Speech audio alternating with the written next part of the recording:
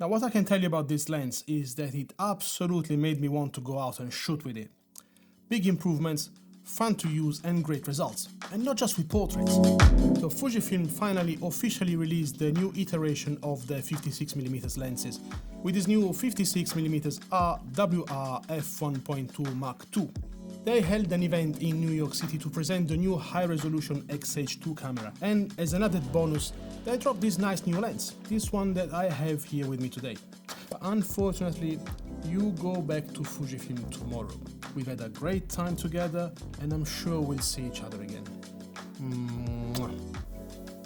Now, the main reason to get a lens like this is to actually benefit from the fast aperture at f1.2. This means having a shallower depth of field or being able to photograph in low light without bumping the ISO so much that you start introducing noise. Now, some will say that your image will look more cinematic this way, but what it actually does is soften the background and separate it from the subject much better, all while retaining the best image quality.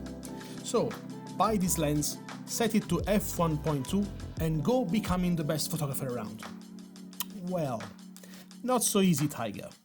First, you can do me a big favor and leave a like and subscribe to the channel for more reviews and photography and travel content, because your support means a lot and it will allow me to make even more videos that are helpful to you. Secondly, shooting f1.2 requires skills and preparation. The area in which a subject is in focus is so narrow that it is extremely easy, if not the norm, to miss a photo. If you want to use it in the street and take a photo of a person walking towards you, for example, it will only take half a step or less for the person to move away from your focus. And if you're shooting a profile, chances are that if the near shoulder is in focus, the face won't.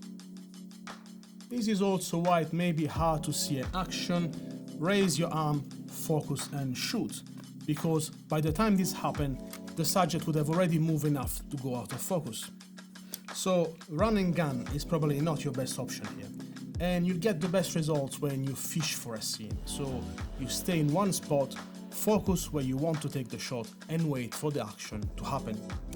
This is a lens that is made mainly for portrait and studio work, which are controlled events and controlled environments, and I think the same goes for when you want to take the lens out with you.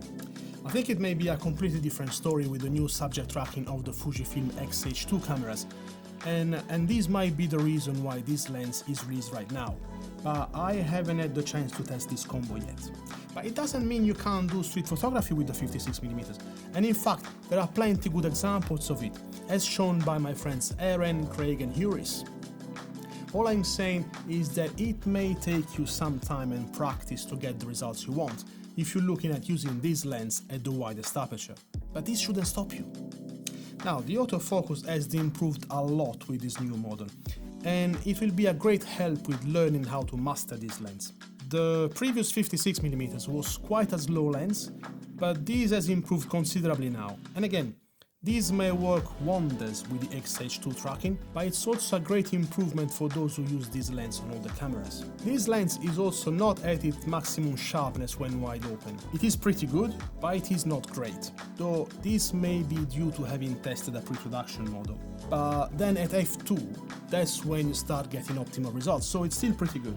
And by the way, the aperture ring clicks at every step, which is very satisfying and can help you set in the right value when you're not looking at the screen or at the lens.